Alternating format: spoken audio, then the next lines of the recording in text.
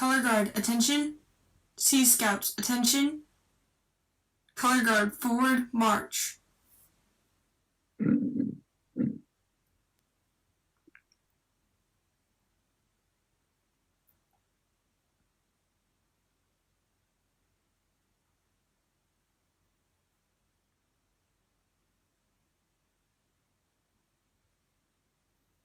Color Guard, prepare to raise the colors of the United States of America.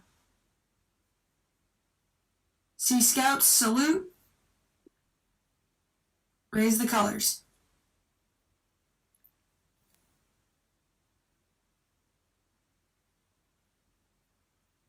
Please join me in the Pledge of Allegiance. I pledge allegiance to the flag of the United States of America and to the republic for which it stands, one nation, under God, indivisible, with liberty and justice for all. Please join James in the Scout Oath, Law, and Sea Scout Promise. On my honor, I will do my best to do my duty to God and my country, and to obey the Scout Law, to help other people at all times, to keep myself physically strong, mentally awake, and morally straight.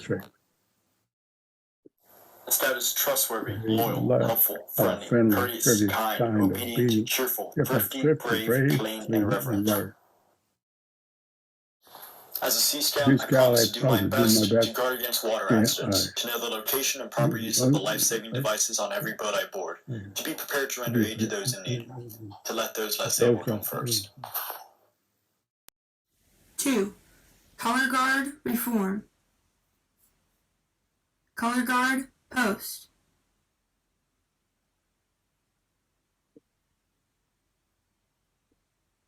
Color Guard and Sea Scouts at ease. All right, I'd like to welcome everybody tonight. We have a few good presenters discuss some important topics. I do hope everybody's staying warm, because up here we're getting snow as usual. Also, I'd like to add that that Army does have the superior football team for another year. That is all. We don't have Tyler tonight to discuss the topics that usually he brings up. He has a few other things going on. But one thing he did want to mention was that the Aux Scout Task Force will be in full swing in January of 2023. So, yeah, and that's all that he had to report.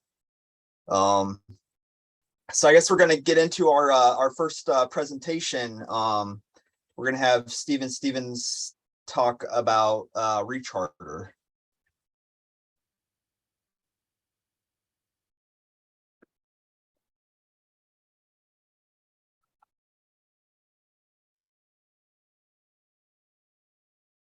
Okay, hopefully everybody can see things, and if it will go to full screen for me, there we go. I'm going to cover quickly membership, but really focus on the recharter process. This is a chart that Hugh and Ben look at on a regular basis of we're currently down 7 ships today. You see that there are only 4 that have growth, 3 that are flat, and 9 that have lost a ship, to give us a total of the down 7 that we're at. Ben did some polling today, and we believe we're going to have 3 more units. NST2 is supposed to have ship 30, and Nevada Area Council 13 is supposed to have 2323, and Susquehanna Council and 15 is supposed to have a Coast Guard auxiliary unit in East Carolina Council. So that will close part of that. Let's go on to membership. The top part of the chart, the bulk of the chart, looks at multiples. You'll see that we only have 4 councils that are down year to year. 12 of them are up. What's amazing is we have 388 more multiple youth than we did at year end last year. that bottom little sliver of the chart, I finally found one place where I can pull the primary youth, and right now we're down 7. So if we add these new ships before year end, that looks like we'll even have growth on the primary youth. Just a reminder, First United Methodist Church, there are 25 units that are still chartered by First United Methodist Church units. The general comments are those will need to be rechartered as part of the year-end package, because at the end of the year, they are going to drop. That's what I put in parentheses there. That's in most cases. There are some cases, like we had a new ship today that was actually chartered by a United Methodist Church where they actually signed the charter agreement. So that's not always the case. And I believe there are plans in place for virtually all of these units. This is a snapshot. In general, I look at all the units in the recharter window and the grace period. What I did for this chart today is I built a special chart just to look at the December recharter units. The ones that are in light pink haven't started yet, and that's about 36% of our units right now haven't even started, and they're supposed to be rechartered in 2 weeks.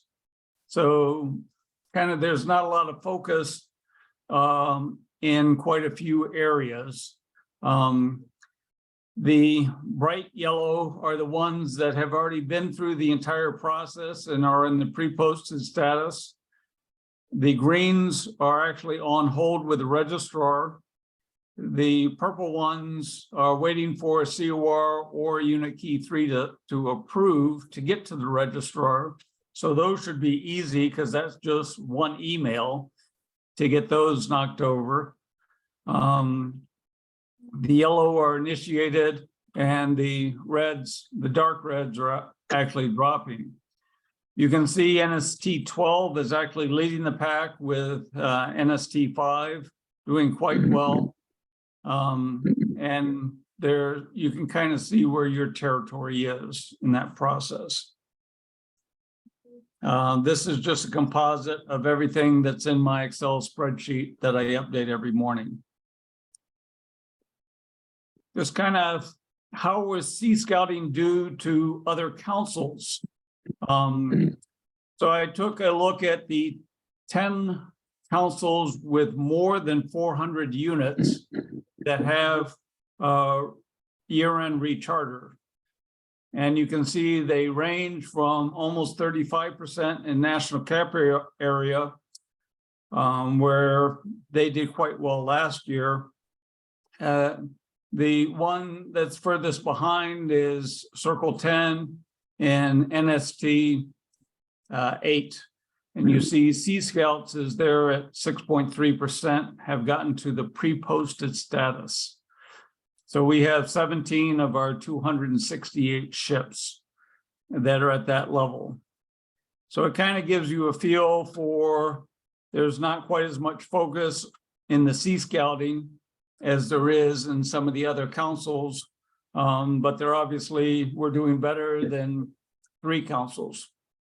So you can make your own assessment as to how well you think we're doing right now compared to the rest of scouting. Kind of, we have 10 weeks before the grace period runs out. All indications is they're not going to extend the grace period this year. So you either complete it in the next 10 weeks or you're going to be dropped. Just a reminder, if you're dropped, you lose your insurance. So you shouldn't be running any Sea Scout activities and programs after that. As I said, 36% of the units haven't even started the process. The typical problems that we see are related to the paper that is submitted. where you have YPTs that aren't completed, criminal background checks, or youth turns 18 before they get all the way posted. So as an example, Ship 911 that I'm in, they have a youth turning 18 on the December 22nd. So they're holding that package. They have the YPT done, the criminal background check already at the council, the application ready, and on the 23rd, they're going to turn it in. Hopefully, all of the ships are doing that level of due diligence. The other thing that typically happens with paperwork that's submitted as part of the application or recharter is they're missing signatures or don't have something completed on the form. Another option you have is if you have a youth off at college that can't complete their YPT, you can always drop them and re-add them after the unit gets chartered. So that's another way around that problem. After the package gets submitted, you need to make sure that that charter organization, or in reality, anyone in the key 3 can actually approve it. And then once it's actually with the registrar, we have the fundamental issue in general that ships tend to, because of their size, fall to the bottom, where the registrars tend to focus first on getting the packs and the troops chartered first. Then they start looking at the ships and crews and posts because they're smaller units. And if there are defects written, unfortunately, there's not a very good feedback systems, and most council go back and tell the unit what's wrong with it. Just as a reminder, it's much easier to get units rechartered and fix weak units than it is to try to go find and start new ships. So that's what I had. Tried to make it succinct and to the point. All the data is updated every morning in my spreadsheet based upon the latest polls from national. If you have any questions, you can contact me. Wayne Hastings supports 5 NSTs, or Jim Graney, who supports 4 NSTs. So that's all I had, and I will be turning it back over to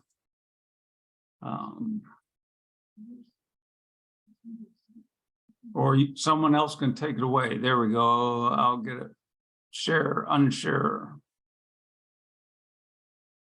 Stop sharing. There we go. So it's back to you, Sean. All right, thank you. Good presentation. I am working on my unit's charter. It'll be in. All right. Up next we have Josh Gilliland talking about starting a new ship. Thank you. It's good to see everyone this evening, and I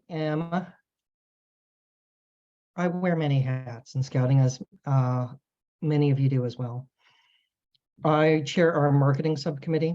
I'm in the Pacific Skyline Council, which is in the San Francisco Bay Area, just south of San Francisco. We are in the middle of starting our second ship in 2022. So we launched ship 47 at the end of February, and we've been working in Half Moon Bay to launch a Sea Scout ship there, the first in our council's history. The Sea Scouts on the coast have been virtually non-existent for over 50 years. As of last night, we have 4 youth applications for the prospective ship 255, and the adult applications are coming in as well, and hopefully we get those all in this weekend. That's the plan, and the charter partner is the Half Moon Bay Yacht Club, so we are dangerously close to having a new ship. So why start new ships in your councils? Well, we retain scouts in the program longer if they join a Sea Scout ship or venturing crew. And we get youth who've never been scouts at all to join scouting. Ship 47, none of the founders were in scouts. we have her first. She is finishing up her Eagle Scout, and it's very, very exciting. So our mission is to look at every council in the country and go, do they have a district that services youth? Because at the end of the day, councils don't have one troop and one pack in each district. They make it easy for families to go to scouting.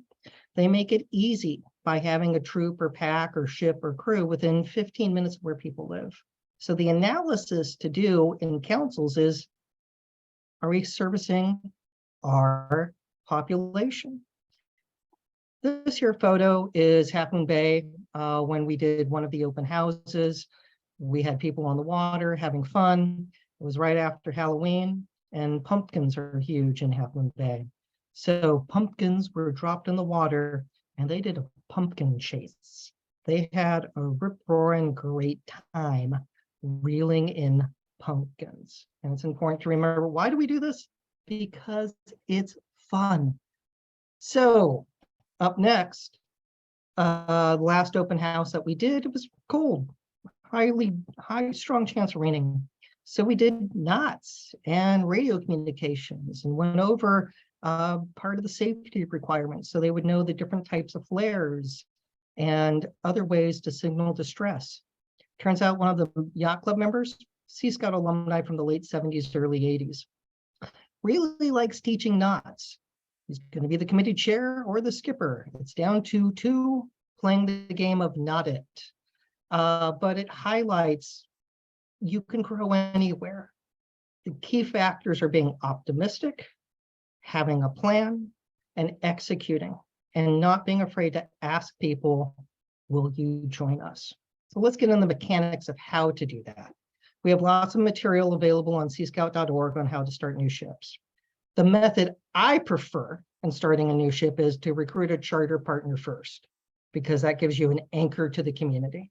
It also gives you a potential source of volunteers and other resources, whether it's a Rotary Club or a yacht club. From there, you go out and you recruit the volunteers. You don't need to get all of them in the first wave, but you need to get some of them. Ideally, the skipper or the committee chair, someone to be the glue to hold things together. Train the volunteers while simultaneously starting to market an open house. And if all goes according to plan, you'll launch a Sea Scout ship within a couple months. So let's talk about how to find a charter partner. If you live in, hopefully you're doing this where you live. If you're doing it by remote control where you're far away and you're 50 or 100 miles away from an area, Google's your friend. Look up yacht clubs, scuba stores, kayak rental businesses, power squadron, churches. You know, Lutheran churches are good at sponsoring units. And figure out who will say yes.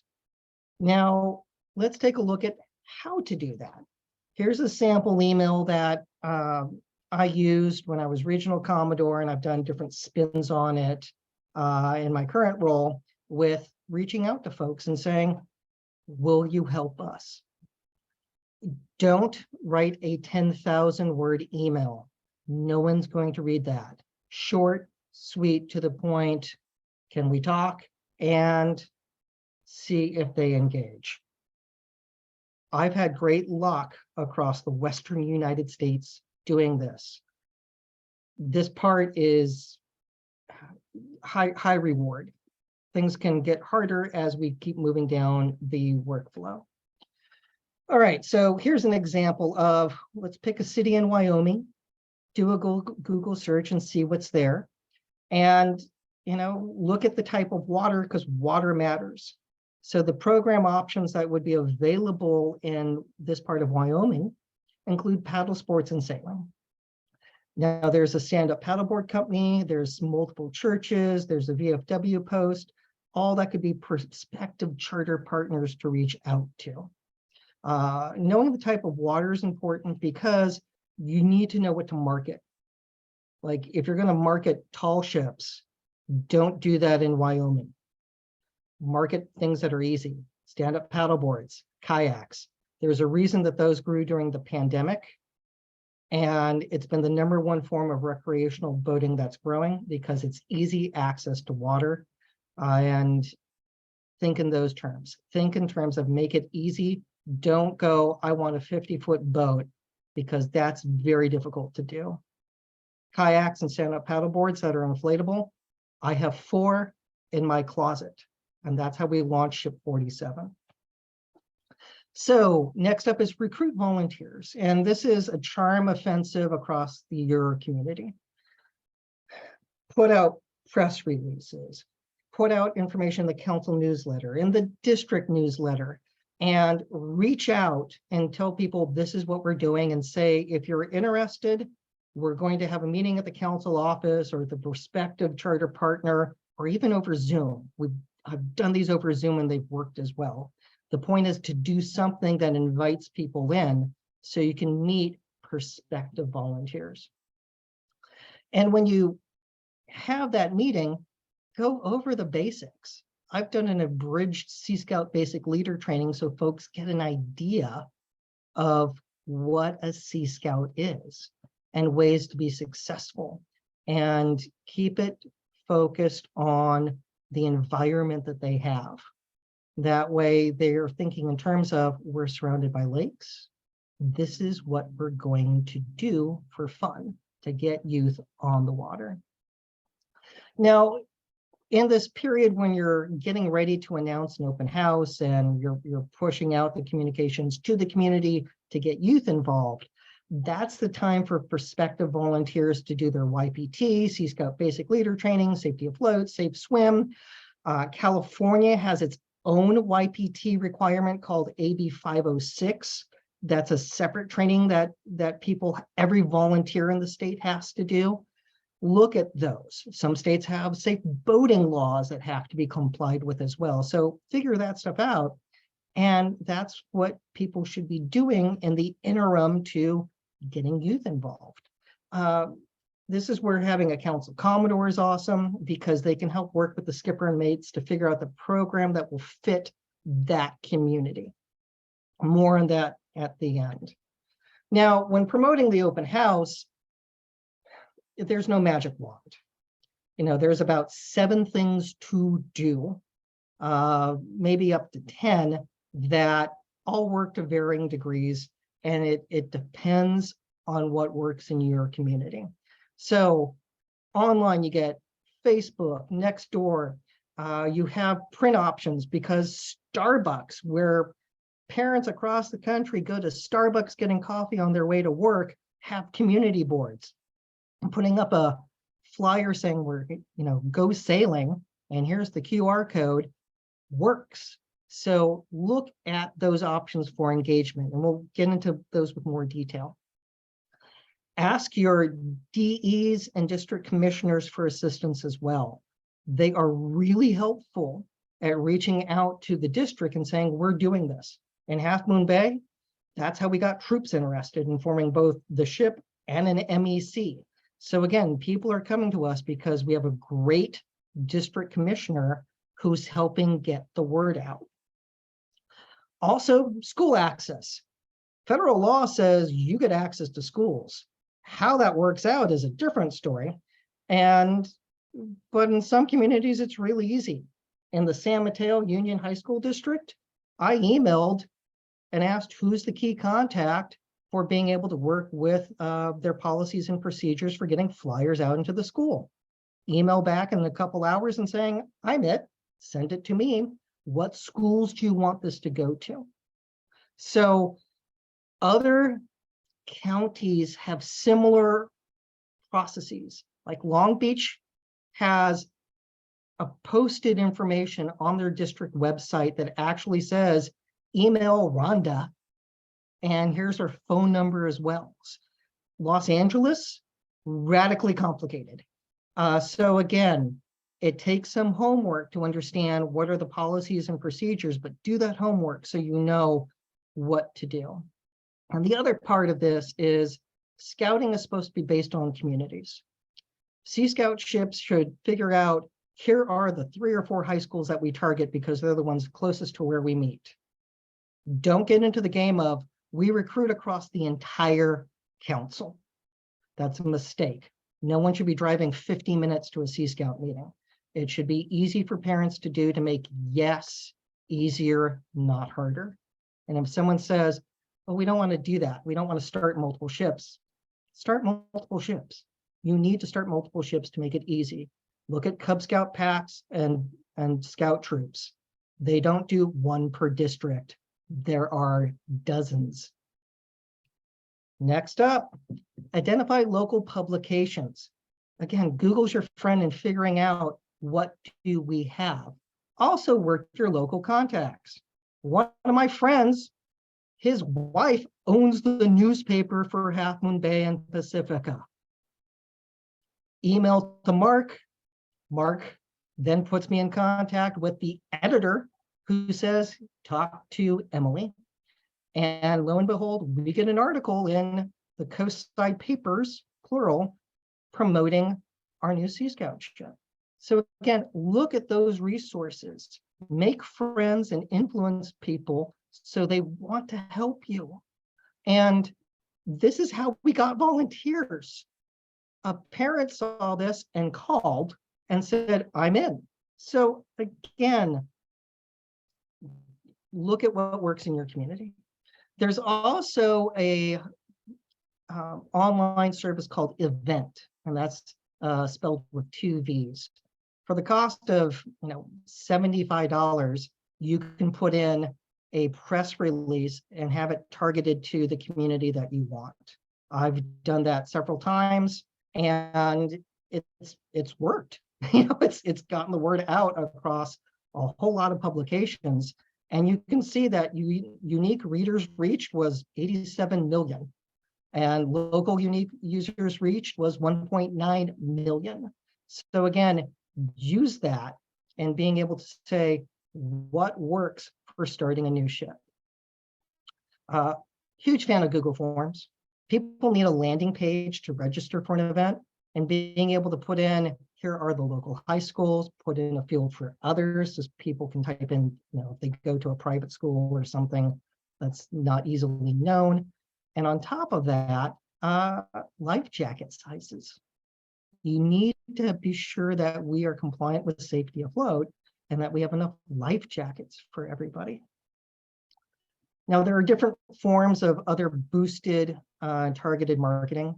You can do this with Instagram, which is a good way to reach prospective youth and a lot of parents. The mother is the decision maker. Targeting ads to moms is key for growth. Youth is hit and miss, and I would say most of the time ineffective. But what works is doing targeted Facebook ads to moms.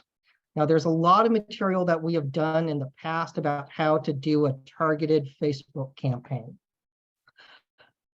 I'm going to reference where to go look that up on Scouting Wire, but I've done this, done the $20 campaign or the $50 campaign.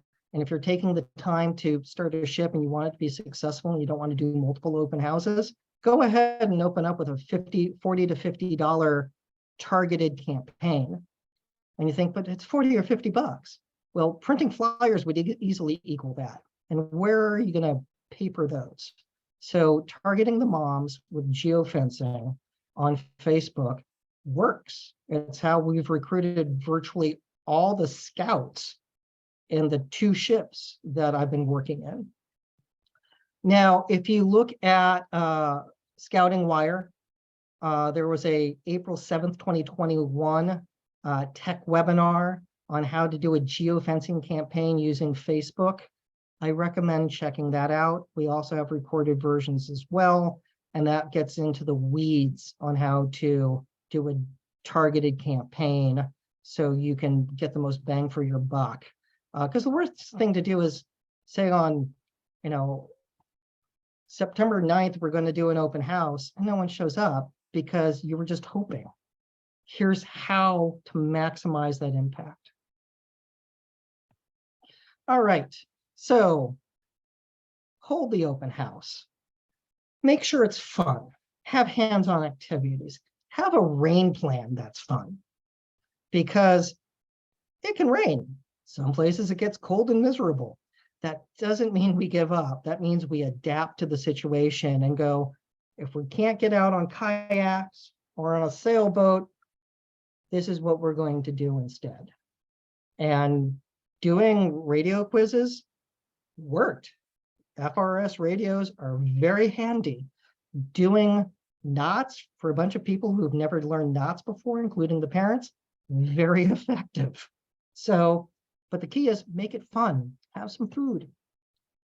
Those smiling faces, the brothers are the older ones, sisters are the younger ones. The sisters are some of the charter members of the MEC that we are forming. The boys, founding members of the ship, and we are dangerously close to getting the paperwork done. That's the rush this weekend. So, but they're happy. When they came off the water, they were grinning. So again, that's why we go to these extremes to work this hard to get more people on the water, because no one in Half Moon Bay is crossing over a mountain to get to Sea Scout ships in Foster City or Redwood City. They're not going to do that. It has to be easy. And that's true in every community in the country. The other big thing is a life change for a lot of Sea Scout leaders. Ask parents to volunteer and give them specific things to do. Don't expect parents to show up Saturday morning at 9 a.m. and be there for 5 hours because you ask. Say, I need help with the recharter paperwork. I need help with press releases. I need help coordinating carpools. Can we do the holiday party at your house? Think specifically and give people tasks and requests that they can understand and rationalize, because parents are extremely eager to help. Ship 47, all parent run. I'm the one Sea Scout alumni in the group. Ship 255, similar boat with one Sea Scout alumni, but there are a lot of sailors and boaters in that one. So the fun part of this is getting the youth to buy into what they're doing, to buy into the dream, and that comes with the name. It can come with the number. Now, my council has a tradition that the charter partner has its number. Foster City Rotary Club, all of its scout units get number 47. Half Moon Bay Yacht Club, all of its units get 255. That's written in stone. Some places do. Districts all get the same number. It's 300, and it depends where you are in the food chain. But the name, that's unique to Sea Scouts. And getting the youth to think of a name and being able to go, it needs to be marketable. It needs a logo. There was a famous Sea Scout ship named Dauntless. What's Dauntless look like? That's hard. But what's easy is figuring out an animal. So ship 47 is the Nautilus. The bosun did the initial artwork. So Rachel put that together. I reached out to one of my artist friends to make that into something that would look good as a patch. Now, to be fair, my friend works for Disney and Lucasfilm, so we're one of the few Sea Scout ships that has that in our arsenal. However, those folks are all over the place. Look at your friends on your Facebook list and see who's an artist who can come up with something nice. And then you use one of the many patch companies, and they can make a very nice patch for you that can look smashing on your uniforms or backs of t-shirts. But the point is, this helps the youth buy in. I was stunned my scouts came up with Nautilus as the name, because that's something I would have done, and I'm in my 40s. The fact teenagers did is impressive. And ship 255, Orca or Kraken, and they have artwork that they're working on as well. So again, they buy into the dream. Start having regular weekly meetings where people get on the water and have fun. These can take many forms. We've been doing it bi-weekly with a weekly Zoom. 2023, we're going to get into weekly meetings instead. But again, find what works in your community to engage the youth so they're out there and they're having fun. So if you're with your council and you can influence a council that doesn't have Sea Scout ships, ask them to appoint a Commodore to start new ships. Or ask for the new ships to get unit commissioners. You can use council newsletters to promote a new ship that's formed. Attend roundtable meetings. Wear the smashing new uniform. Provide, Sea Scout ships with drop lists so they can figure out youth who aren't interested in scouting, but can join a Sea Scout ship instead. And the big thing is get involved at the local level.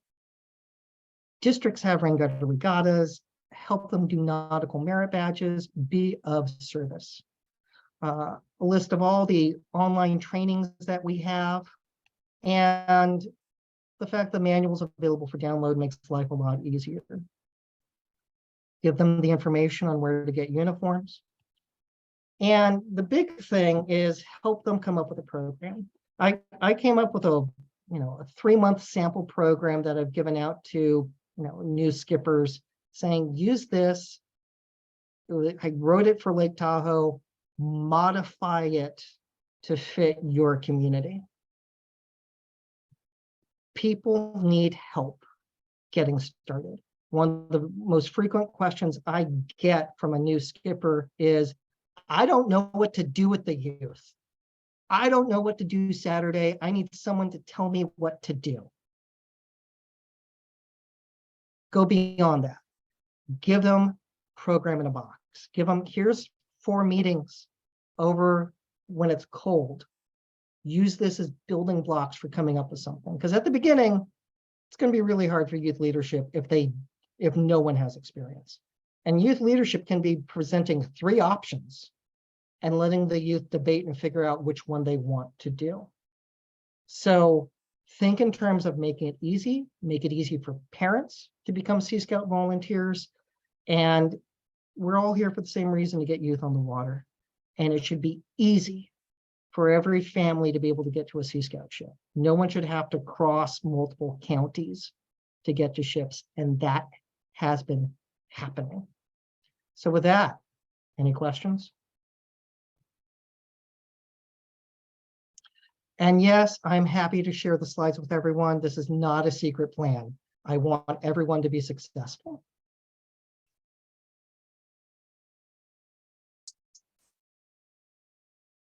So thank you. All right. Well, thank you. It doesn't look like we have any questions at the time. Somebody asking for the slides to be sent out to everybody.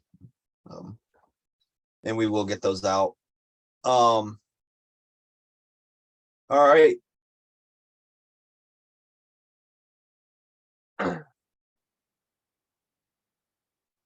This is being posted on Facebook as a live feed as well.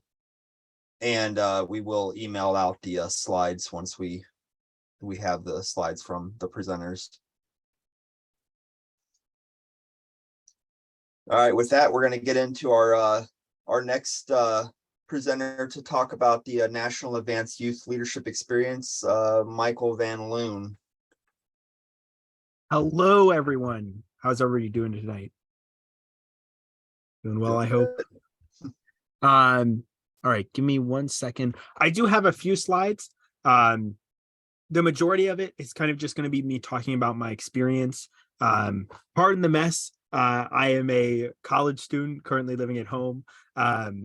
So it is what it is. But a little bit of background about myself. My name is Michael Van Loon. I am from Long Island, New York. I currently go to school at Suffolk County Community College, and then I'll be going to school in upstate New York in Rochester this upcoming year. And every summer for the past 4 summers, I've done something called NAIL, right?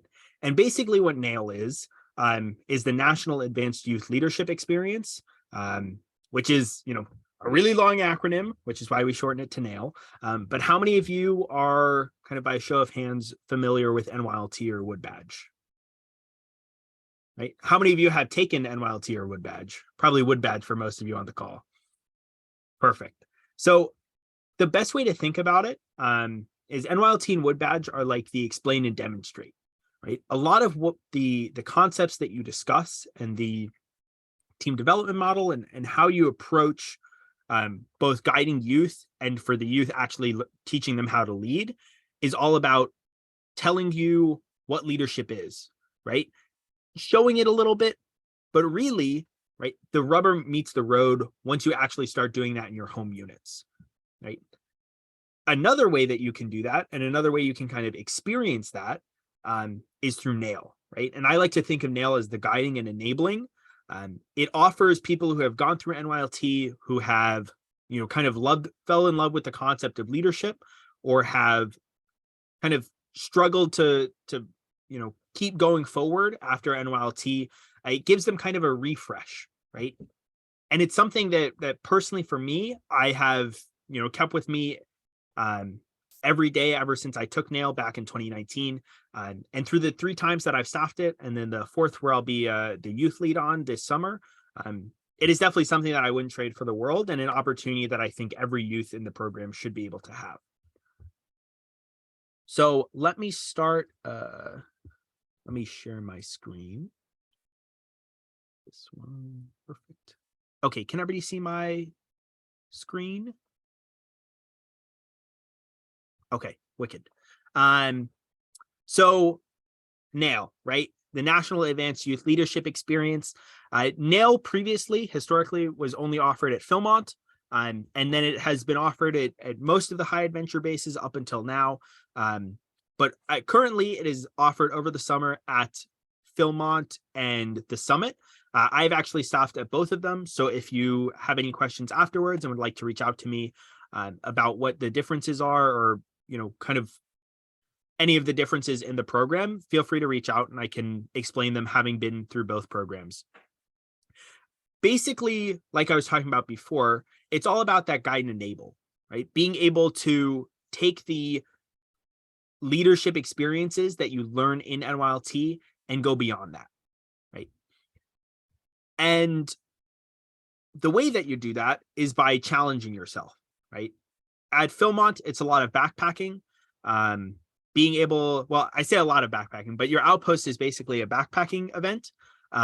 You're able to go out and really bond with the 8 people that you met, you know, in the New Mexican backcountry. And you're able to meet a lot of people that, you know, from across the country that also have that same shared view of leadership. And you're able to figure out what works for them, what works for you, and how you can continue to improve moving forward in your journey of leadership. So just a couple experiences. That's me in the top left with my good friend Nancy from Hawaii. We still talk to this day, right? A lot of the friendships that I made are still prevalent, as well as some of the great views that you would experience on NAIL. And then here across the top are my 3 of the crews that I was a part of. I couldn't find my first photo. I've lost it somewhere in my phone, as well as some of the unique experiences that I wouldn't have been able to have unless it was for NAIL. So in the bottom left, this picture is actually on the Christmas card this year, but it's me smiling with the thumbs up next to a red roof, watching the beautiful sunset over the mountains. And in the bottom right, I'm actually brushing the tooth of time with my toothbrush that I still use to this day. Just got to make sure the tooth is nice and shiny at the top. And then in the middle, in the bottom, you can actually see my 4 adult advisors from the last course. And the reason that they're there, or kind of the first step that they took, is actually going through something called Philmont Leadership Challenge or Summit Leadership Challenge. Essentially what this program is similar to how NYLT has the adult equivalent in Wood Badge. NAIL has the adult equivalent in Leadership Challenge, right? Being able to go out there, normally it runs in the summer, if I'm not, or in September, if I'm not mistaken, for about a week. And then you get to go out and be in the New Mexican backcountry and meet people from across the country, figure out how they help, guide their youth and allow them to lead, and talk with them about their experience, and give them, learn something that a lot of times people don't get the opportunity to do at their council, right? A lot of times, at least for me, I know I staffed NYLT 6 times. I ended up being an SPL, and I thought I was the biggest fish, but it turns out, I was just in a really small pond. And it's not until I got to NAIL and I saw people from across the country, I was just in complete amazement at how brilliant and great these people are. And every, adult and youth that I've met through the NAIL program, some of the youth were a little rowdy, but by the end they were better. But they have, all inspired me, and continue to, influence the way I live my life. And it's definitely something that if you have kind of older youth that have gone through the NYLT program and they're, kind of not really into it, or they haven't really gotten the message, NAIL is something that people are having fun, right? For the entire week, you're having fun. And then you look back and you realize that you've learned a lot about leadership in the process, because it's all about that experiencing, all about being able to actually put the rubber to the road. And it's something that I would definitely highly recommend for either your scouts, or if you do have, some extra vacation time that you're trying to use going out to Philmont or the Summit for Leadership Challenge, and being able to meet those other adult advisors from across the country and learn a thing or two about, letting the youth lead. So I was trying to keep it brief, but if anyone has any questions about what NAIL is or how to register, you can feel free to reach out to me. Additionally, if you, to register, if you just go on, if you look up like Philmont NAIL or Summit NAIL, you'll be able to get to those registration pages right through Google. Question. Yep. Yeah. How do you compare this to the SEAL course? I am not, so a little bit about myself as well. I'm actually not a Sea Scout. I have not been through the SEAL course. That is definitely something that I would love to go through. But unfortunately, I'm not able to make the comparison because I have not done the SEAL course. Sorry about that. Yep. Thank you.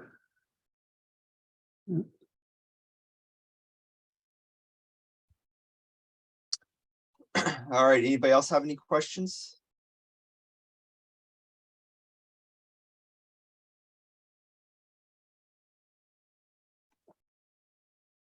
All right.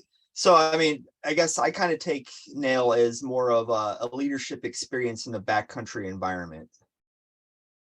Yeah. So it's, a little bit different than like the SEAL, being on a vessel, different environments, different skills. Or, I mean, some skills are the same, but some are different. But my son went through the course and he very much enjoyed it, and it did change him a little bit as a leader and helped him grow up a little bit more. So I do encourage scouts to attend it.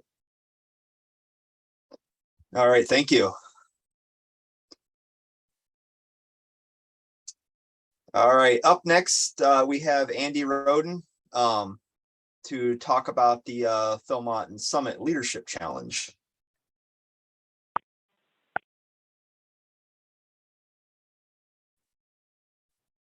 Good evening, everyone. Thank you for the opportunity to talk to you. Thanks to Michael for that good summary of NAIL and Leadership Challenge. I have just a couple things to add from the. So my background is I'm currently the district commissioner in Longhouse Council. I was on staff for Leadership Challenge the last 2 years and a participant in 19. I have a really short video to share from the adult side. So like Michael said, it's part of that continuum of training that BSA has, going from, your individual unit leader training to Wood Badge, and then this is after Wood Badge.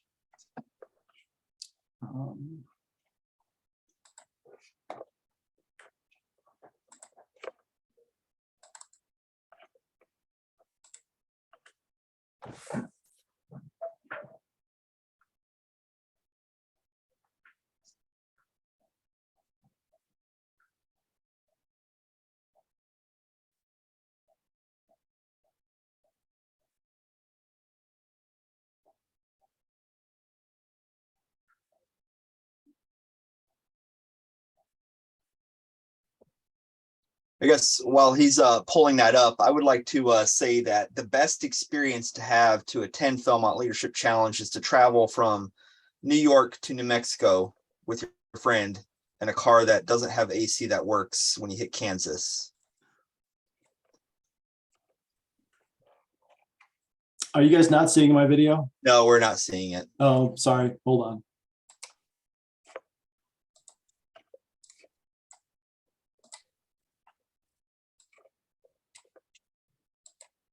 How about now? Can you see it now?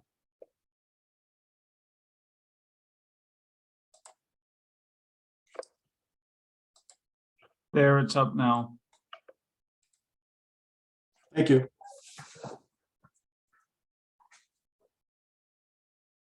Does it have audio? It should have audio.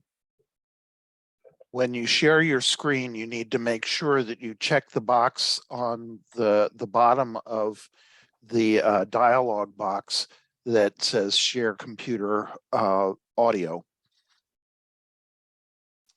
I apologize for that.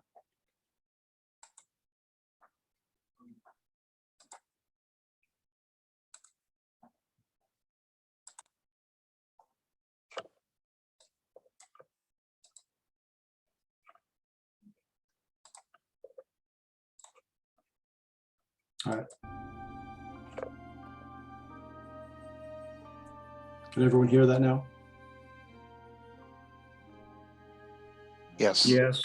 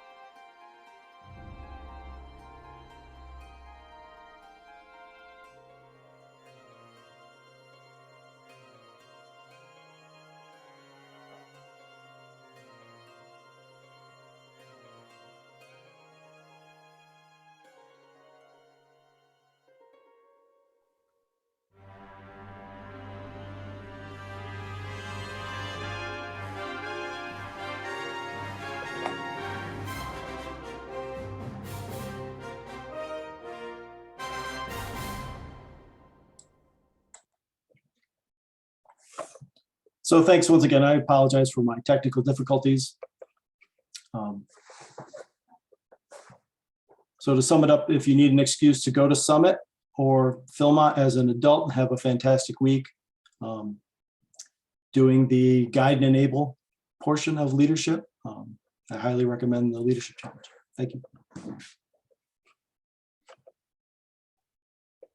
All right, thank you, Andy. Does anybody have any questions on the Philmont Leadership Challenge or Summit Leadership Challenge? One thing I forgot to mention, this year's course for Philmont is August 20th through the 26th. And I can send a flyer through Sean if anyone is interested. That'll work. It is a great experience. Philmont's just an amazing place as it is, so it's definitely worth going. All right. Up next, gonna have Jim Deeker give us a update on C-Badge. Thank you, Sean. I'm I do want to reiterate what Andrew and Sean just said about Philmont Leadership Challenge. It is more fun than an adult should be allowed to have in the backcountry. It's just absolutely a blast. You make great friends, and you really learn the guiding and enabling part of the learning edge. It's just a great experience. But let's talk about CBadge. First, let's talk about the short-term past history of CBadge. Back in April of 2020, there was a CBadge course scheduled in Michigan. Well, we all know what happened in March of 2020. And so that course got postponed very optimistically to May, thinking that COVID would all be over by then, the quarantine would all be over, and everything would be great. Well, it became evident that that wasn't going to happen, so the staff changed gears and took that CBadge course virtually via Zoom. And it was a success. Very tiring experience because it was held over 3 days, the traditional CBadge time frame, but it was a success. That was followed by the TAC course and other virtual courses since then. Over the last 2 years, over 400 participants have been involved in CBadge virtually, which is a record number of CBadge participants in any 2-year period. I think to get to 400 participants in the past, you had to look at 4 years or so to get to those kinds of numbers. But it is time to go back to some face-to-face courses. And we are doing that.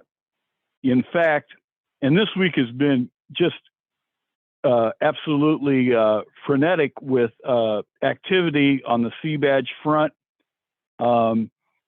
with new courses being approved. And even today, I learned that it looks like we will be having a virtual course coming out of NST 5, I believe it's Quivira Council, here shortly. So I can't give you any details on that because the proposed course director is got initial approval from the council exec, but nothing solid yet.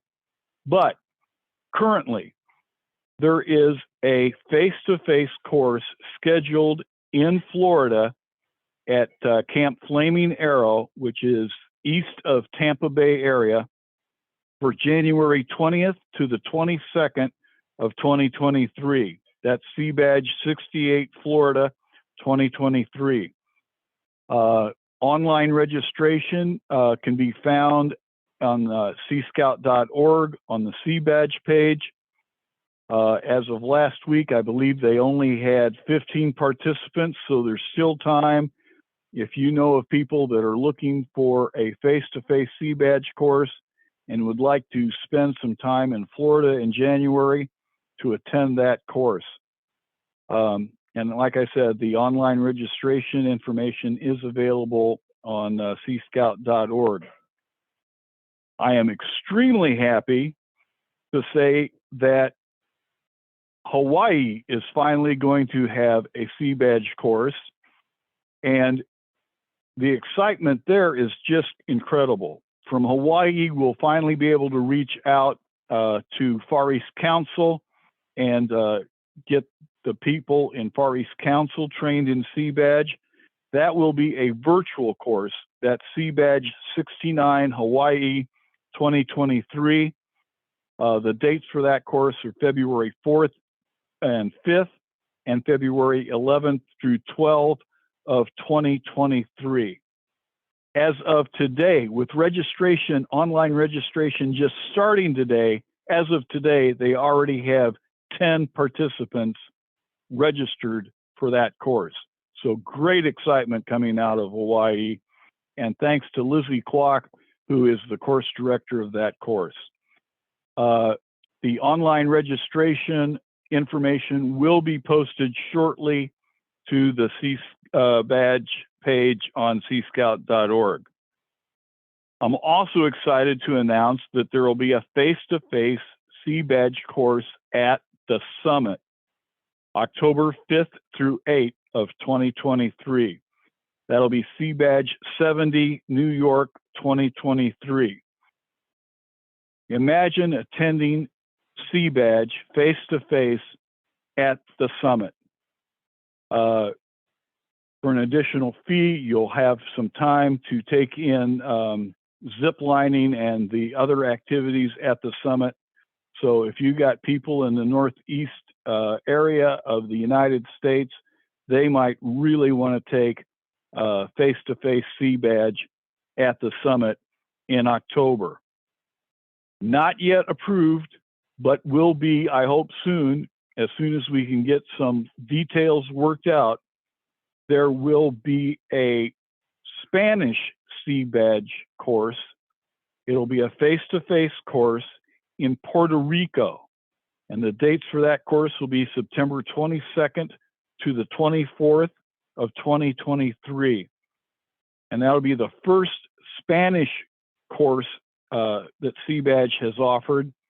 And it is predominantly geared for our good Sea Scout friends in Puerto Rico. And as soon as we can get some minor details ironed out, that course will also be approved for September 22nd to the 24th of 2023. All of that information will be posted to the Sea Badge page under seascout.org. If you go to training opportunities on the page and scroll down to the Sea Badge link, you will find the online registration information for all those courses. Are there any questions about Sea Badge?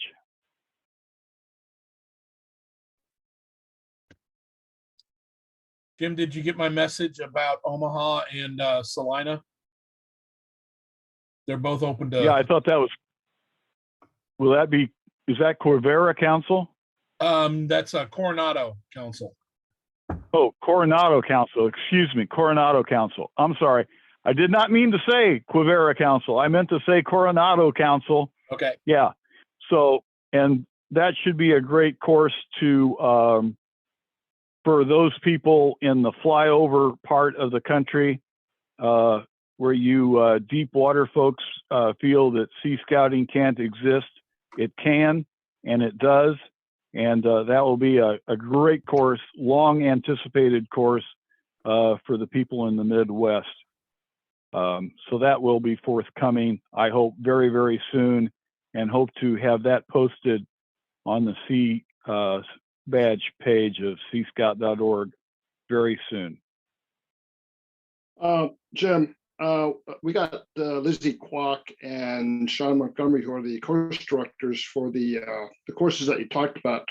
Can we give them a couple of minutes to kind of talk up their courses as part of your presentation? Would that be Sure. okay?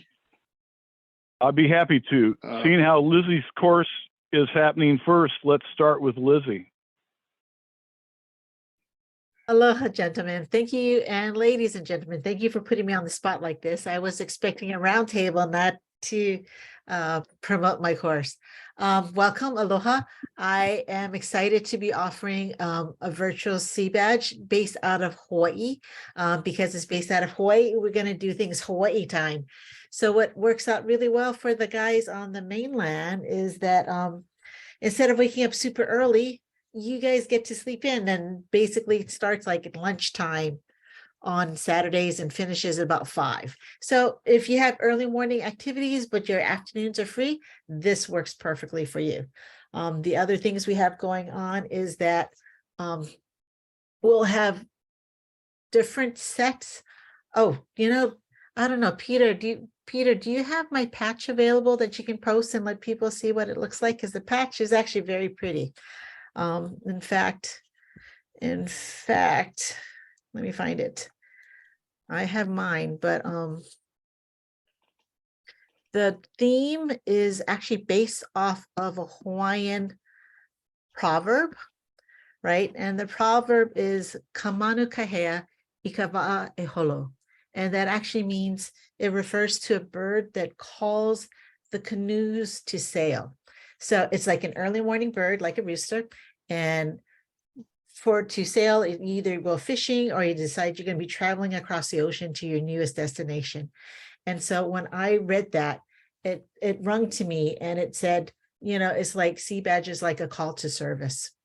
And it could be your service could be your tiny ship, or it could be a much larger responsibility in your life. And so I'm very excited to be offering this. It's going to be online. We're also looking for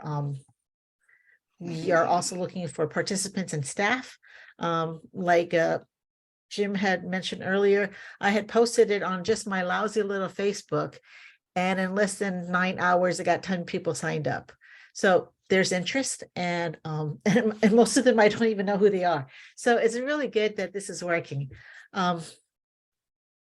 Also looking for staff, also looking for instructors, and have any questions?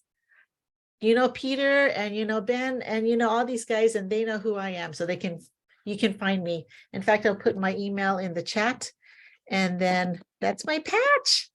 I'm so excited. And then we'll be offering different things because, you know, it's about the swag. It's about the swag because I don't know about you guys, but I know most of you guys are cold right now. Some of you guys getting snowed in, but we're still hot, right? So when I see the shirts where I'm looking to offer, in addition to the regular polos and performance tees and the fleece vest, fishing shirts. So we can get the course embroidered on a fishing shirt, which is nice and light and easily packable and all that other fun stuff. Anyways, thank you so much. And I will pass it on to Sean. All right, thank you. I am very sad that your course is not one of the ones that is in person, but all right. So CBASH 70 at Summit. It's going to be October 5th through the 8th. And you're going to be able to stay. We're going to run the whole course up at Piggott. And I mean, some people have been to Summit before, know where Piggott is. We're going to be staying in dorms right next to the dining hall. We're going to be using the dining hall for food. And then we have the classrooms right there. And one of the cool things is that you'll be overlooking all of Summit from that point. We're going to have a few times opportunities during the course to go out and participate in some of the activities that Summit has to offer, like the Big Zip, the climbing, shooting sports, and various activities like that.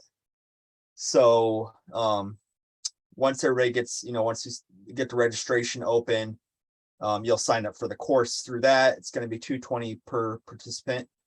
And that covers pretty much everything that you need for the course. Once you're signed up, then you will get a link sent to you to have the opportunity to sign up for other activities that Summit offers. There is a fee, but it's not very expensive to be able to do some of the cool things that us as adults at Jamboree don't really get to do as much as the youth do. So, yeah, I think it's going to be an amazing time. And I've grown to love Summit. It'll be a little bit cooler too. It'll be in October, so a little bit better there. Does anybody have any questions?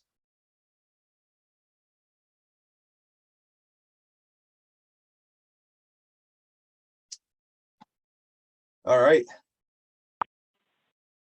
Jim, do you have anything else to add? All right. Well, with that being said, we're gonna go into our safety moment.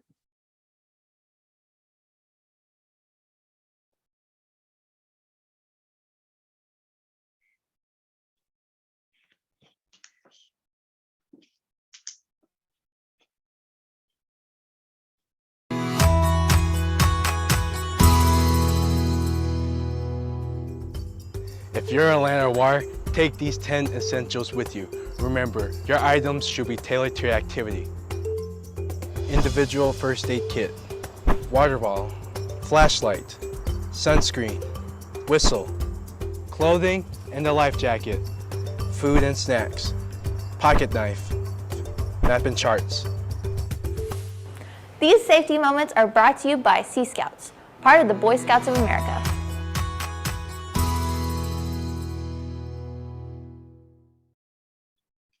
All right, thank you, Peter. I'd like to open up the floor to anybody that has any announcements that they'd like to put out.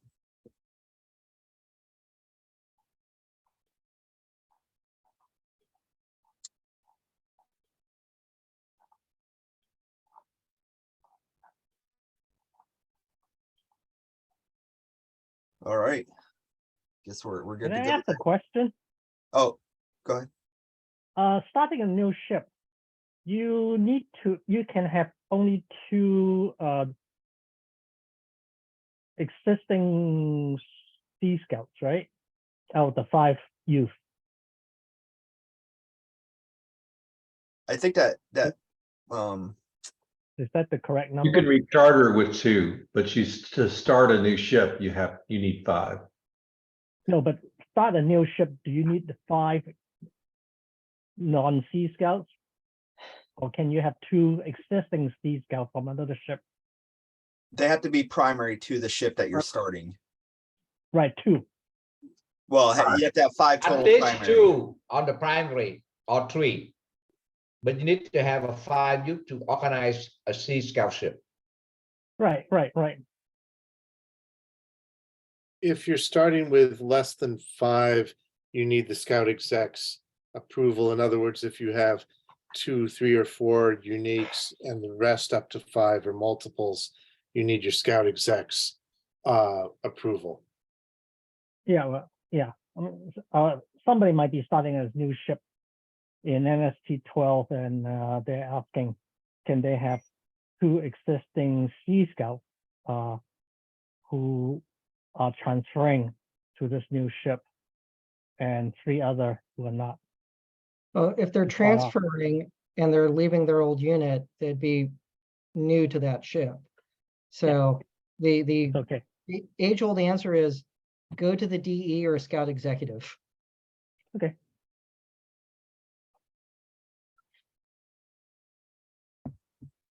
All right. Thank you. Any other questions?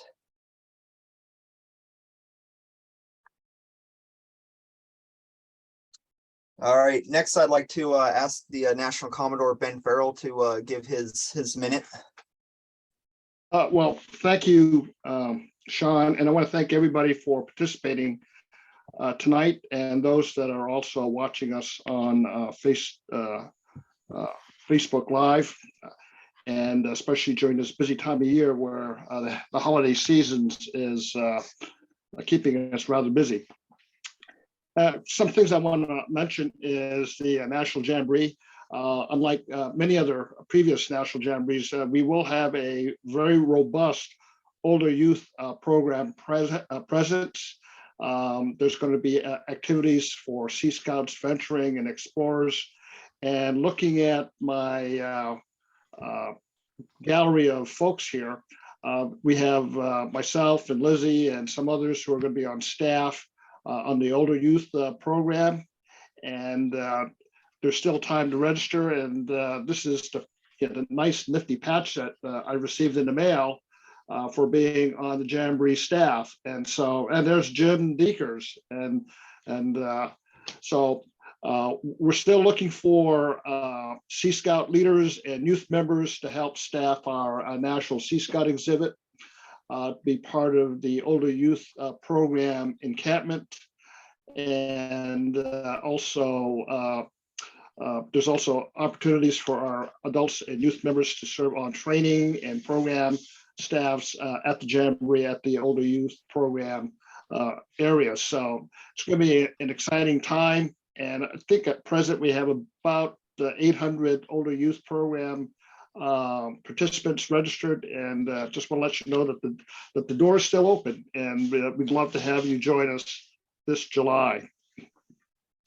You heard some discussion about membership growth and retention, and that has been a primary focus of mine since taking over as the National Sea Scout Program Chair. And my short-term goal right now is to see that we achieved 350 ships.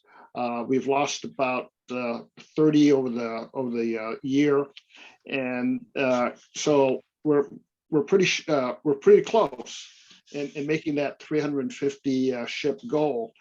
And so if any of you are aware of ships that are being organized or chartered before the end of the year, please let us know. And we're 7 short. I'm aware of 3, as Steve Stevens talked about earlier. And and of course, rechartering is also a big emphasis, especially those units that are chartered by the United Methodist Church. Many of our ships are being dropped by the United Methodist Church. Scouting is actually being displaced by some issues that are happening. And I know that some of our ships have been able to find new chartered partners. But if you have Sea Scout ships in your council that are looking for new charter organizations because of the issues with the Methodist Church, I like to make sure that opportunities for the auxiliary are there to charter, as well as those other organizations that Josh mentioned in his presentation. And speaking of the Coast Guard Auxiliary, I want to throw some kudos and bravo Zulus to our auxiliary partners. This past year, they donated, members of the auxiliary, adult leaders who are involved in our program, 19,001 hours of service time and resources to our program. And that says a lot about many of the men and women who are of the auxiliary, members of the auxiliary, who are dedicated in supporting our program. So to Bruce and Arnie Geller and many others who are members of the auxiliary, thank you. Bruce, would you like to express some, share some comments about that notable goal? Well, I think it would be dangerous for me to thank anybody, because I'm sure I'll forget. I see several members of my team on the meeting, so thank you all for helping out. We've had a very busy year. We put on 7 safety at sea events around the country. We organized a number of new Sea Scout ships, and it's through the efforts of a lot of volunteers that helped make that happen. If you are interested in having a local flotilla consider starting a Sea Scout ship, don't wait to the last minute, because the decision-making process can be a little bit cumbersome. You have to convince the local flotilla that that's something that they really want to do. And there are a significant number of auxiliaries who are on the high side of 80, and they're not used to working with teenagers, but once they get to know our kids, they really get excited about working with Sea Scouts. So we look forward to working with the Sea Scouts and the Coast Guard Auxiliary in the coming year. And thanks so much, everybody, for your good efforts. And I want to note that in 2021, the auxiliary donated 13,618 hours of time and resources to our program. And with this year's total, that's a 5,383 hour increase. So I anticipate that going into 2023, we're going to be seeing more of the auxiliary, and that's an outstanding effort there. So thank you to all of you who are part of this great partnership. Finally, I just want to mention safety. That's been a big emphasis of the BSA as we are coming out of bankruptcy, and you'll be seeing more information and guidance from the volunteer hierarchy as well as the professional staff.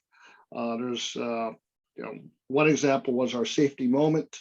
The expectation as we're moving forward is that during our ship meetings and activities, that will take a few moments out of our agenda or schedules to promote safety and ensure that safety is implemented in all aspects of our activities.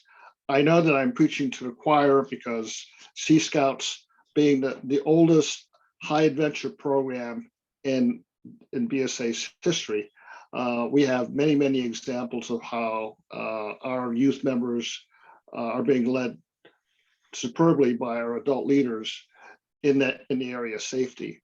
But as we're going out of bankruptcy, this is going to be a continued major element of our program. So with that, again, thank you for your dedication and your support to the Sea Scouting program. I'm very excited that we have such great talent on our leadership teams. And I want to wish all of you a happy holidays and Merry Christmas. And if anyone has any questions, I'll stick around. All right, thank you, Ben. Thank you. Thank you. All right, with that being said, that's it for tonight. I would like to thank all of the presenters for presenting tonight. Excellent job. And it was a lot of great information. I have added my my email in the chat. If you guys have any things that you would like to be discussed during these roundtables, please send me a list of your ideas that you would like to know more about. Our next roundtable is scheduled for, at this time currently, March 16th of 2023. More information will come out on that in the future. And it'll start at the same time. One thing that I do want to mention is that the full-blown, full-week national annual meetings is now back online. And it was announced that for our next national annual meeting, it'll be held in Atlanta from the 30th of May to the 2nd of June. So you may want to go ahead and pencil those dates into your calendar. It'll be great seeing a wave of blue, participating in our activities and attending meetings at the national annual meeting. As I get more information, I'll pass that on to you guys. Awesome, thank you. All right. With that, everybody stay warm. Oh, that was 30th May through 2 June. Yep. Of course, except for Lizzie, she's gonna have to stay cool. Yeah. Yeah. I think we're about to get everything up the Midwest was getting. We'll see. All right, with that, that's all I have for tonight. Thank you all for attending, and we'll see you again in 3 months, if not sooner.